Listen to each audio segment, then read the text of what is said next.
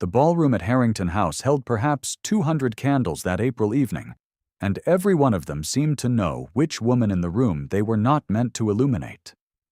Eleanor Voss stood at the far edge of the floor, near the long window that opened onto the garden terrace, wearing a gown she had remade 3 times from a bolt of pale gray silk that had once belonged to her mother.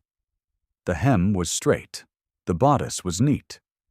The color was honest, which is to say it was wholly unsuitable for the first ball of the London season. When every other woman present wore gold or rose or ivory, and the room smelled of hothouse flowers and powder and ambition. She held a glass of negus she had not tasted, and she watched the dancers, and she told herself with the quiet firmness she had been practicing for 11 weeks that she was not here to dance. She was here because Mrs. Fellows, the widow whose household she had entered that February as companion and governess to a 9-year-old boy, had decided that Eleanor's presence completed a table arrangement. Nothing more than that.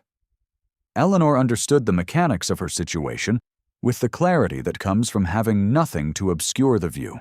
Her father was 3 months dead. The Voss estate in Suffolk carried a debt of £3,040 against it. Her brother Thomas, 9 years old, and recently recovered from a chest inflammation that had kept him silent for 6 weeks, was asleep in the nursery of the Fellows' townhouse in Curzon Street. Eleanor was 23 years old, and she was at the season's first ball as furniture. She did not expect to be seen.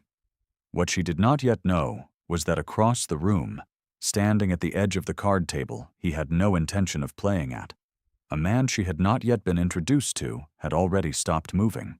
Julian Hargrove, Earl of Ashmore, was 31 years old and had the quality of absolute stillness that men acquire when stillness has become more reliable than action. He was not handsome in the way the room expected its men to be handsome.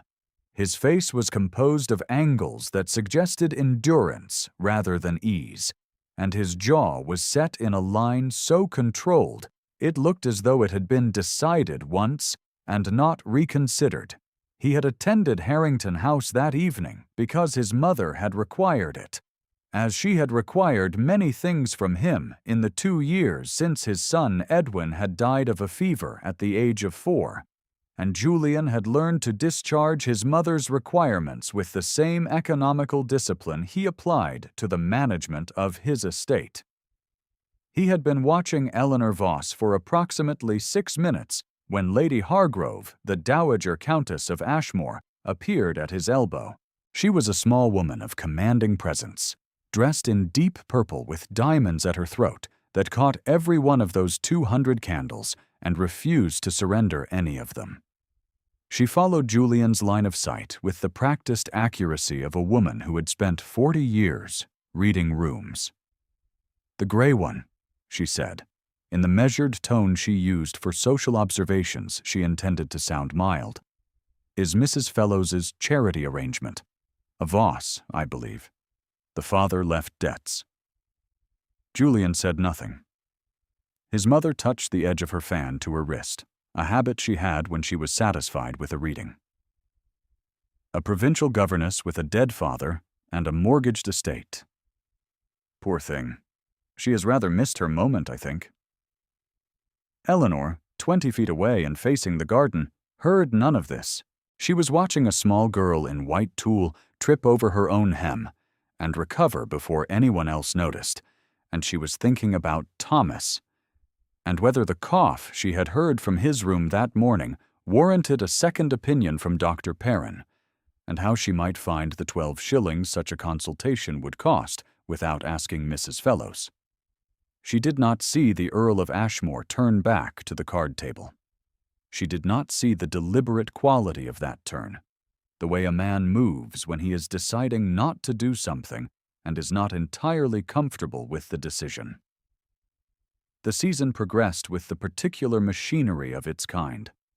Eleanor attended 6 further assemblies, 2 private dinners, and a musical evening at Lady Wentworth's house in Grosvenor Square, always at the edge of the room, always in gray or the dark blue that was her second-best option, always introduced as Mrs. Fellows's companion in a tone that placed her at approximately the same social altitude as a well-regarded piece of furniture. She was not cruel about her situation, even privately.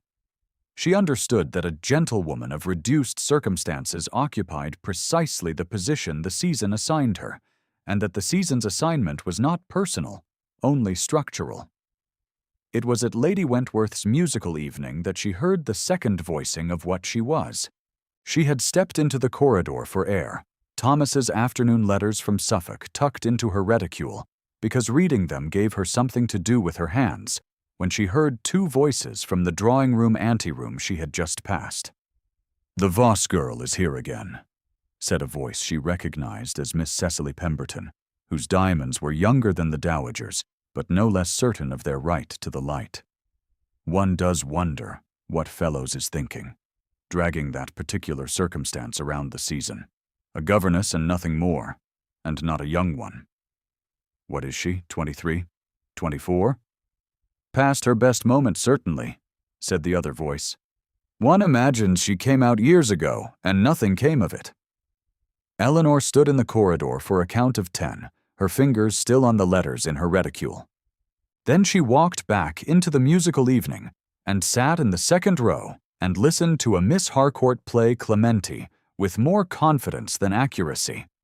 And she kept her face arranged in the expression she had perfected over 11 weeks. The expression that said she was present and content and entirely indifferent to everything that had just been said of her in the next room. She was neither content nor indifferent. She was quite precise about the distinction. It was 3 weeks into the season that Mrs. Fellows accepted the invitation to spend a fortnight at Ashmore, the Earl's estate in Hertfordshire, as part of a party of 12. Eleanor was included as Thomas's governess and companion, her accommodation arranged in the east wing with the other attendants, her status coded into every domestic arrangement with the quiet efficiency of a house that had managed such distinctions for 200 years. Ashmore was gray stone and old lead, with a park that rolled down to a river you could see from the upper windows on clear days, and gardens that were formal near the house and loose and overgrown toward the east wall, where the roses had been planted by some earlier countess and had taken the decision to do what they liked. It was in those gardens that everything shifted. Thomas had been permitted to walk in the grounds on the 4th morning, and Eleanor had brought him to the east wall where the roses were coming into their first bloom, because he had asked to see something that was not a drawing room. He was a quiet child who had become quieter since his father's death, and the 6 weeks of chest illness had settled a kind of watchfulness into him that was not, Eleanor thought, entirely healthy for a boy of 9. She had been trying to teach him to notice things, which was the only pedagogy she trusted. Cecily Pemberton had found them there, because Cecily Pemberton had the instinct of a woman who could find and occupy any space that seemed to offer advantage. She came with 2 other young ladies whose names Eleanor had not been given, and she came with the confidence of a woman who had been told since the age of 17 that she was the most suitable match in 3 counties, and who had been told more recently that the Earl of Ashmore was considering his second marriage, and who had therefore arrived at Ashmore with the settled certainty of a lease being signed. Thomas was crouching beside a rose bush, examining a beetle on a low stem with the serious attention of a child who has decided that a beetle is the most interesting thing currently available to him. Cecily looked at the beetle. She looked at Thomas. She looked at Eleanor. And her expression passed through something that was not quite contempt and was not quite pity, and was therefore worse than either. "Is the boy simple?" she asked, in a tone calibrated to suggest she was asking out of practical concern.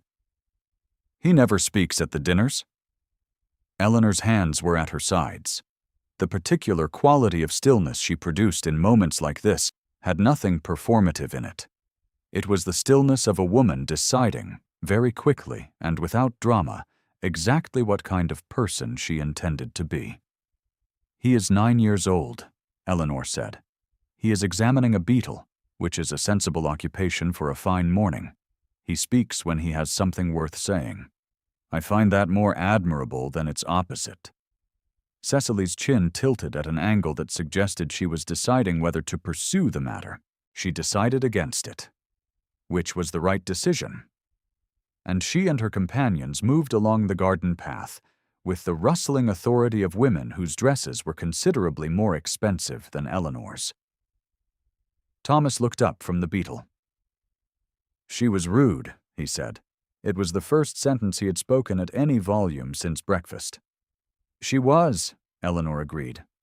"Look, the beetle has 7 spots. That is quite a lot for something its size."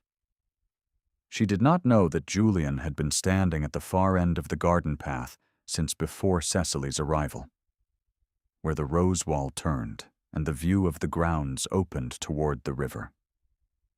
She did not know that he had heard every word, including the 7 spots. She did not know that he stood there for a considerable time after Eleanor and Thomas had made their way back toward the house, his face doing something that his face did not often do, which was something undecided. He had not intended to watch. He had come to the garden because the house was full of people his mother had selected for reasons he understood perfectly well, and the garden was the one space that did not require him to perform the particular variety of attentiveness he owed to his mother's selections. He had been thinking about the estate ledgers, which wanted attention, and about the north field drainage, which wanted money.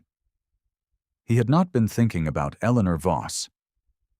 And then she had spoken, in that precise, undecorated way she had. And Thomas had looked up from his beetle with something in his face that Julian recognized at a depth he had not expected to recognize anything. Edwin had been 4 when the fever took him. He had been a boy who noticed small things, birds on windowsills and shadows on ceilings, and the particular sound rain made when it hit the glass of the nursery window. Julian had not spoken of this to anyone in 2 winters. The portrait of Edwin that had hung in the Ashmore Library had been turned face to the wall by Julian's own hand in the first week of his grief. And it had remained there, and the library staff had understood without being told that it was not to be moved. Julian went inside and attended to the estate ledgers.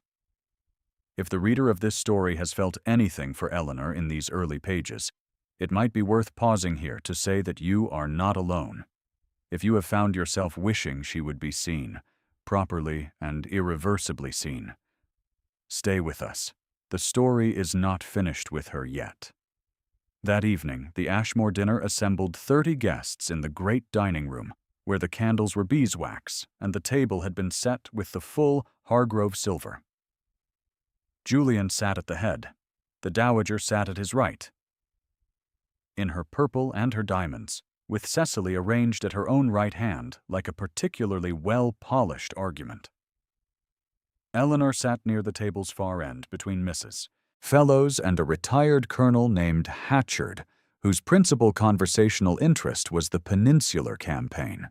Eleanor asked him 3 careful questions about supply lines, which produced 40 minutes of military logistics and left her largely undisturbed. She noticed that Julian Hargrove ate without apparent enjoyment of his food. She noticed that his attention moved around the table with the methodical quality of a man conducting an inspection rather than hosting a dinner. She noticed that it stopped at Thomas, who was seated at the guests' table with 2 other children, and who was eating with the concentrated purposefulness of a boy who has decided that eating is a task he can perform correctly. She noticed that it stopped at her for a moment she could not account for, and she returned her attention to Colonel Hatchard and the matter of bread rations at Salamanca. She did not permit herself to account for it. After dinner, in the drawing room, the dowager managed her chosen arrangements with the fluency of a woman who had been arranging rooms for 30 years. She placed Cecily at the pianoforte, where Cecily played Haydn with genuine competence, and smiled at Julian with the precise degree of warmth that suggested she was available without seeming to have calculated the degree. She placed the other guests in the configuration that framed this display most favorably. Eleanor sat near the fire with Thomas, who had been allowed to remain up an extra half-hour, and she read to him quietly from a small volume of natural history she had brought in her pocket, because Thomas had asked about beetles at dinner, and Eleanor did not refuse reasonable requests. Julian stood at the window. His mother came to stand beside him. And Eleanor, across the room, was close enough to see the dowager's fan rise to the measured height at which she conducted serious conversations. What she could not hear, across the fire and the Hayden and Colonel Hatchard's contribution to a separate conversation about fox hunting, was her own name. The next morning, before the house had properly assembled itself, Eleanor found the library. She found it in the way she found most useful things, which was by walking quietly through the house at an hour when the servants were occupied and the guests were still at their ablutions, following the particular smell of old paper and leather binding that she had been trained to notice since childhood. The Ashmore Library was a long room with east-facing windows and walls of books that went floor to ceiling on 3 sides, with a rolling ladder that had been built to last and had done so. There were 2 armchairs near the central hearth, and a writing table near the window, and a reading stand near the door. And on the wall behind the writing table, there was a portrait turned face inward against the plaster. Eleanor looked at it for a moment. She did not touch it. She chose a volume of natural history from the middle shelves, found the armchair nearest the window, and opened it to the chapter on beetles, which she had promised Thomas she would read before he woke. She was on the 3rd page when Julian entered. He stopped when he saw her. It was a complete stop, the kind that has nothing theatrical in it, the kind a man produces when the room has not behaved as expected. "Miss Voss?" he said. "My lord." She made to rise. "Do not." He said it quietly, and it was not a permission so much as a precise instruction.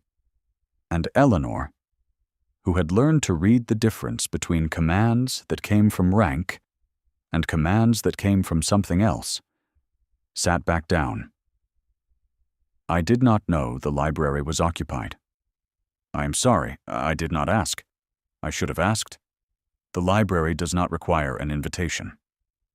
He came further into the room and stopped near the writing table, near the turned portrait, and something crossed his face in the direction of that portrait, and then crossed away again. "What are you reading?" She showed him the spine. He looked at it, and she saw the edge of something she could not name, something between surprise and a more complicated recognition.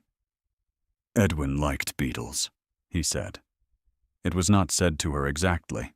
It was said in the way a person speaks when a thought has moved from inside to outside without full authorization. He looked at the portrait on the wall behind the writing table. She did not look at it. She looked at him, and she saw in the set of his shoulders and the very controlled steadiness of his breathing what that portrait contained, and she understood without requiring it, explained. "He was your son," she said. "He died 2 winters ago. Fever. He was 4 years old." A pause. "He was interested in small things. Birds, rain. He would have liked your Thomas." Eleanor held the natural history book in both hands and said nothing, because sometimes the most valuable thing to give a person is the silence in which to say the rest, and sometimes the rest is better left in silence. Julian looked at the turned portrait for 3 more seconds. Then he said, with the level measured quality he used for all his sentences, "You defended the boy yesterday, in the garden. Thomas is 9 years old and has been ill for 6 weeks. He required no particular defense. He required someone to tell the truth." Julian's jaw moved. Not much. The kind of movement that in another man's face would have been the beginning of an expression, and in his was its complete addition. "I heard," he said. "I was at the east wall." Eleanor looked at him directly. "I know," she said. She had known since the garden, in the way one knows a thing without turning to confirm it. It did not change what needed to be said. He looked at her for a moment that had a different quality from the rest of the morning's small exchange, the way a held note has a different quality from the music around it. Then he said, "You are welcome to the library, at any hour." He moved toward the door. He paused, one hand on the frame. "The chapter on beetles is in Volume 4 of The Pennant. Better illustrations." He was gone before she could answer. She sat for some time after he left.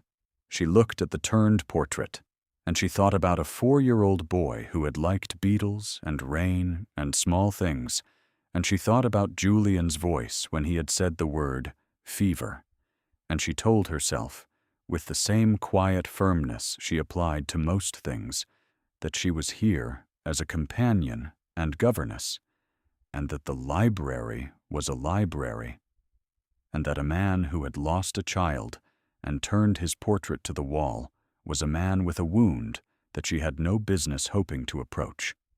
She was almost convincing.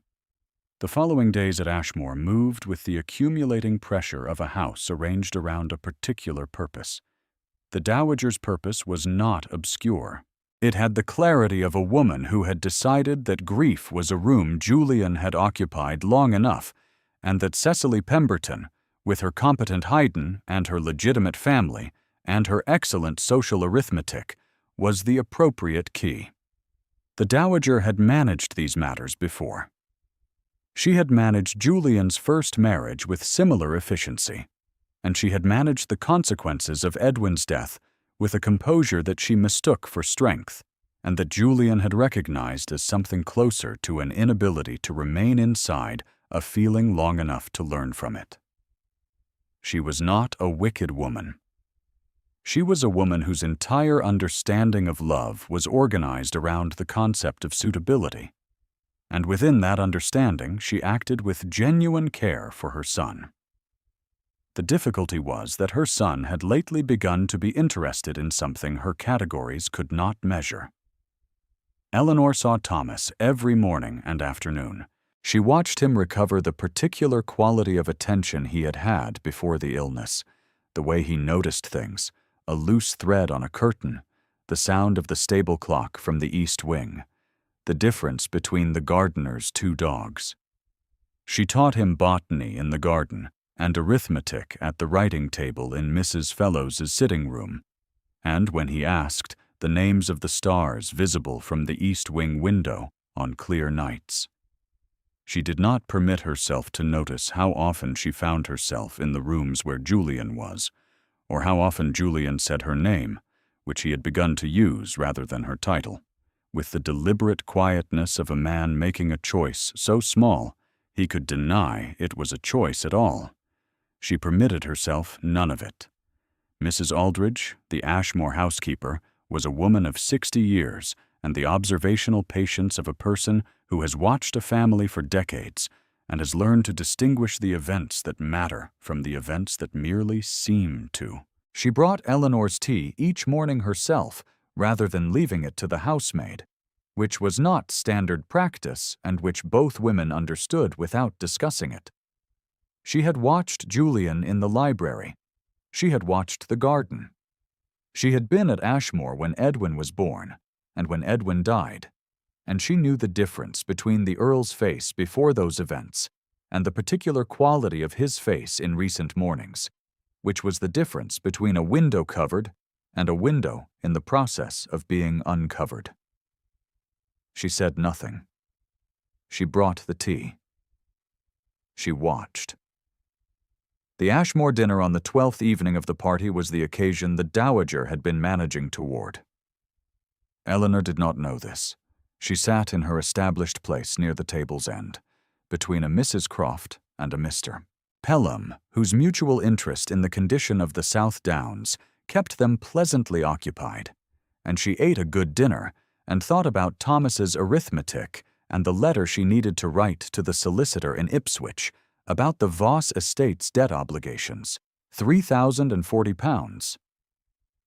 Her father had borrowed against the estate in 2 separate arrangements in the last year of his life, and the debt had passed by custom to the obligation of whoever remained. Eleanor remained. She was working with a particular methodical patience on the question of how a governess's annual wage, if carefully preserved over a sufficient number of years, might address a sum of that size.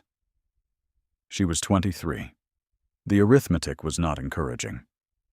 She performed it anyway, because precision was more useful than despair. The dessert course was cleared. The candles had settled into their second hour of burning. The dowager rose from her place and touched her glass with one ring-laden finger, and the room arranged its attention toward her with the trained responsiveness of a dinner party in the presence of a confident woman. "It is my great pleasure," she said in the voice she used for announcements she considered accomplished facts, "to share with our dear friends at this table what I expect will be welcomed news. My son, your host, has expressed his intention to call upon Miss Cecily Pemberton in the formal manner appropriate to his station. We anticipate that the next season will bring a happy occasion to Ashmore." Cecily looked at her plate with a modesty so practiced it had become entirely genuine. The 30 guests produced the appreciative murmur that gatherings produce when they have been told what to feel. Eleanor's hands were in her lap. The particular quality of cold that moved through her was not surprise, exactly. She had known, in the way one knows the weather is going to change before the clouds have fully assembled, that this was the direction things moved.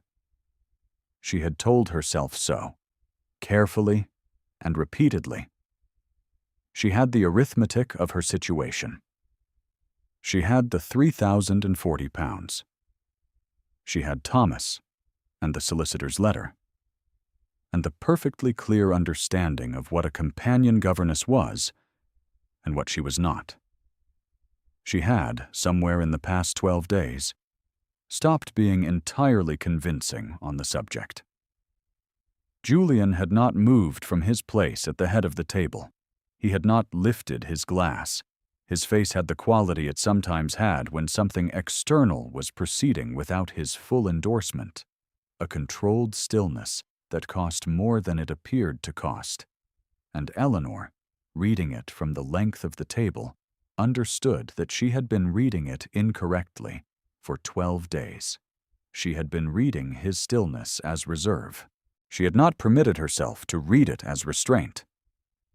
She looked at the table. She looked at her own hands, neat and still in her lap. And she decided that she would finish the dessert course, and she would thank Mrs. Fellows, and she would go upstairs, and she would begin the letter to the solicitor in Ipswich, because the letter needed writing, and because she had very little else that was certain, and the letter was at least that. She began to arrange herself toward leaving. At the corridor end, where the servant's door opened to the back of the dining room, she passed Mrs. Aldridge, who was directing the clearing of the second dessert service. Mrs. Aldridge looked at Eleanor's face, and then looked at the dining room, and her own face did a thing that was too brief to read, and too clear to miss.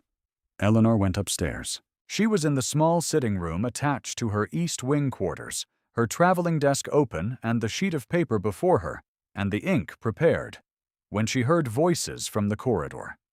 The walls at Ashmore's East Wing were not thick, and the corridor ran past her sitting room door with the particular acoustic quality of a passage built for servants rather than guests.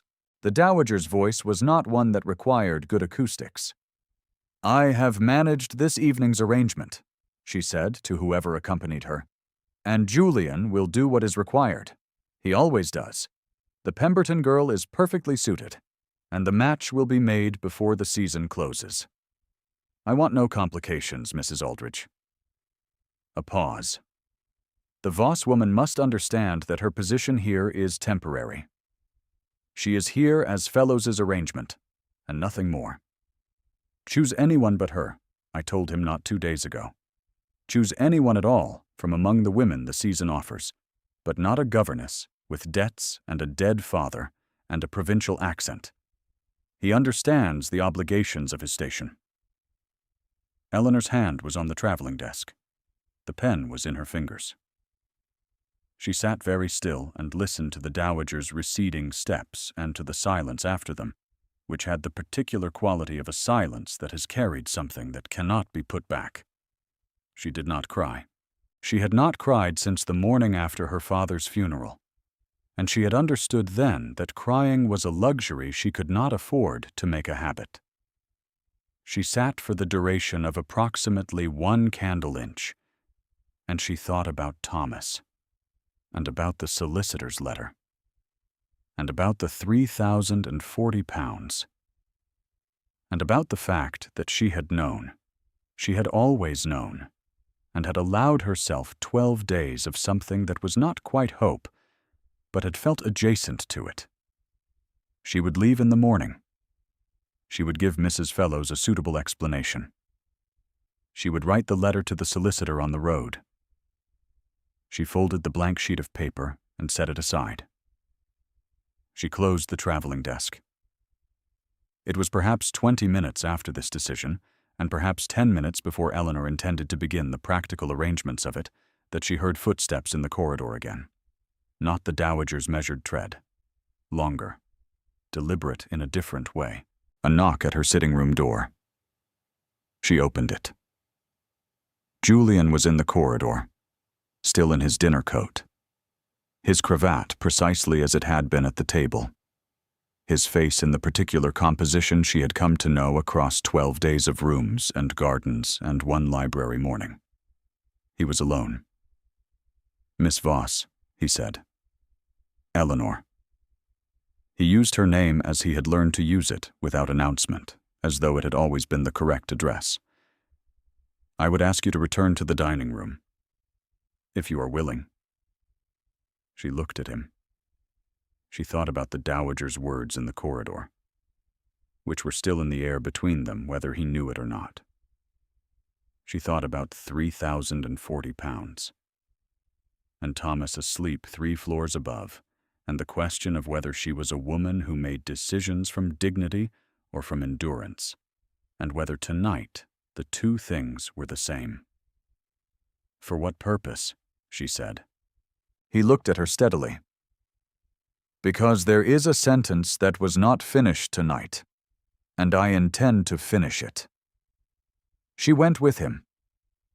The dining room still held perhaps 20 guests, the others having moved to the drawing room or dispersed to their rooms, and the dowager was among those remaining, seated near the head of the table in conference with Mrs. Croft and a Mrs. Pelham, her fan at its considered height and her diamonds still commanding their portion of the candlelight. Cecily was at the far end, speaking with 2 young women whose expressions suggested they were receiving information they found pleasant.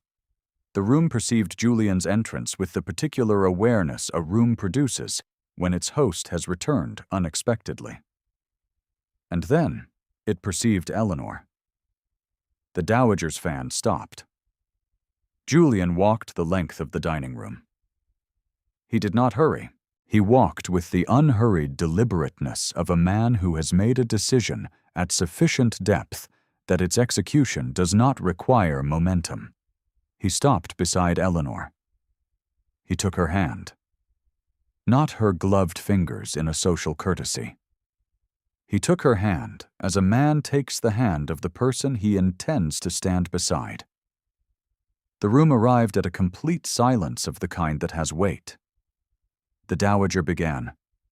"Julian, I have already explained to you what is appropriate, and what the family requires, and I must ask you to consider the position you are placing us in. Before you—" "No," Julian said. 1 word. Level, quiet, carrying the particular authority of a man who has spent 2 years complying with things that did not ask for his agreement, and has now stopped. He looked at his mother, and his face held the full weight of the 2 winters she had managed on his behalf, and the 4 years before those winters, and the turned portrait in the library, and the 4-year-old boy who had liked small things. all of it, in 1 second, in his face. Then he looked at the room. "Miss Eleanor Voss," he said, at a volume sufficient to reach 30 people, "has been at Ashmore for a fortnight. In that fortnight she has demonstrated a quality of character that I have not encountered in the season or outside it. She is here as a governess and companion. And what she is considerably more than that. And I intend to be the person who says so." He paused. His hand held hers. "I am asking her before this company whether she will accept my proposal of marriage." The silence had a texture now. Eleanor looked at their joined hands. She thought about a beetle with 7 spots, and a library smelling of old paper, and a man saying the word fever with the particular flatness of someone speaking a word that still has the power to cut. She thought about Thomas asleep upstairs, and the debt in Ipswich, and the blank sheet of folded paper on the traveling desk. And she thought about the dowager's voice in the corridor. Choose anyone but her. And the fact that Julian was here, having heard the same corridor or something like it, having understood the same mechanics, and was here anyway with her hand in his in front of 30 witnesses. She knew the correct decision. She had known it for 12 days, and had spent 12 days telling herself she did not. "Yes," she said, "Your Grace." And then, because precision mattered, and because she was, at the bottom of everything, a woman who said the true thing, "Yes, Julian." The room exhaled, not dramatically. The way a room exhales when a thing that has been held at tension is released, and the tension turns out to have been weight-bearing, and what replaces it is something more stable. Cecily Pemberton looked at the middle distance for a moment, and her expression moved through something that was not quite recognition, and arrived at something that was not quite grace. And then she looked at her hands in her lap, and was quiet. She had been told her entire life that she was the correct choice. This was the first time the correct choice had been made without her in it, and there was something in her face, briefly, that suggested she might one day understand the difference between being selected and being seen. The dowager said nothing for a considerable time. Her fan was closed. Her diamonds were the same diamonds they had been all evening, catching the same candles, but the room's architecture had shifted around them, and they were different things in it. She looked at Julian's face, and she looked at Eleanor's, and she looked, for the first time, like a woman who had encountered something that her categories genuinely could not account for. What she said at last, very quietly, to no one in particular, was, "Well, it was not reconciliation. It was not an apology. It was the sound of a very confident woman discovering the edge of her confidence, and it was more than Eleanor had expected from her, and possibly more than she had expected from herself." Mrs. Aldridge, who had been standing at the servants' door for reasons she would not have been required to explain, since she was responsible for the dining-room service and the evening was not yet concluded, permitted herself one small expression that was gone before it could be witnessed by anyone of consequence. She had brought the tea every morning. She had watched. She had been at Ashmore when there was nothing to witness but a turned portrait and an empty nursery, and now she was here for this, and it was enough. Here, if you have stayed with Eleanor across the length of this evening, is the moment to take a breath. She has been at the edge of every room for a very long time. She is at the center of one now, and the center has held. The early winter came to Ashmore with its particular authority, the first frost arriving in November, with the kind of cold that makes the grounds quiet and the house's fires necessary. And the fires at Ashmore burned all day and were properly managed by a staff that had learned to manage them for a new countess with precise and straightforward requirements. Eleanor was not yet formally the Countess of Ashmore. The banns had been read twice. The third reading would follow in a fortnight. But the house had already undergone its own small shifts, the kind that precede ceremonies because ceremonies merely confirm what the household has already decided is true. Thomas had been installed in the nursery wing, in the room with the window that looked east toward the river, and he had taken the decision that Ashmore was home with the matter-of-fact completeness of a 9-year-old boy who has been uncertain of home for some time and is relieved to be uncertain no longer. He had made a study of the estate's dogs, all 4 of them, and could be found most mornings in the kitchen passage receiving what the cook described as an appropriate education in the character of working animals. The debt on the Voss estate, £3,040, had been settled in October, handled through Julian's solicitor and the Ipswich man in 2 quiet letters that reached Eleanor as a single line in a note from Julian. The obligation is discharged. She had sat with that line for a long time before she folded the note and placed it in her writing box, and allowed herself the particular quality of relief that comes when a weight you have been carrying for so long, you forgot it was not part of your body, is lifted, and you feel, astonishingly, lighter. She had thanked him in the direct way she thanked people for things that mattered, without diminishment or excess. He had looked at her and said, "It was a reasonable correction," which was exactly the kind of sentence he used when he meant something considerably larger. On a Tuesday morning in November, Eleanor was in the library. She had come for the Pennant, Volume 4, as she often did, because Thomas's interest in natural history had expanded to include birds, and she had promised him a page on migration. The library was cold until the fire had been burning for an hour, and she stood near the hearth in her winter morning dress, with the book in one hand and a small piece of paper in the other, on which she had been noting the page numbers Thomas most needed, and she was considering the chapter on lapwings when Julian came in. He was carrying something. It was a portrait, not large, in a gilded frame, a child's portrait in the manner of the period, and the child in it was 4 years old, painted in a shaft of afternoon light with the quality of attention of a boy who has been asked to sit still and has not entirely agreed to it.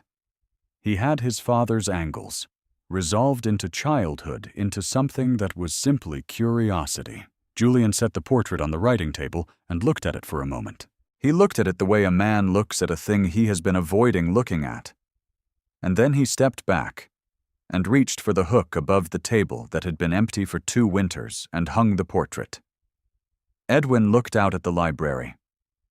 Eleanor stood near the fire and did not speak, because there was nothing to say, and everything was already said. Julian turned from the portrait and looked at her, and the quality of his face had changed in the way a room changes, when a window that has been covered is uncovered, and the light simply comes back in, not announced, just present. "He would have liked you," Julian said. "He liked people who told the truth." Eleanor looked at Edwin in his afternoon light, at the curiosity in his face, at the 7-year-old certainty with which a 4-year-old boy had faced the painter. She thought about a beetle on a rose stem, and a library found by following the smell of old paper, and a corridor where she had sat with a folded blank sheet of paper, and believed herself at the end of something. She looked at Julian. "I find," she said, with the precise honesty that was her only distinguishing quality, and the one thing she had never managed to suppress, "that I would have liked him very much." Outside the library windows, the first snow of winter had begun. It came without drama, the way proper snow comes, as a quiet decision that the world had made while the house was occupied with other things. It settled on the Ashmore grounds, and on the rose wall, and on the east gardens where the beetles had gone to ground in October, and the park rolled away toward the river under it, with the particular patience of land that has been here longer than the grief of any family, and will be here after.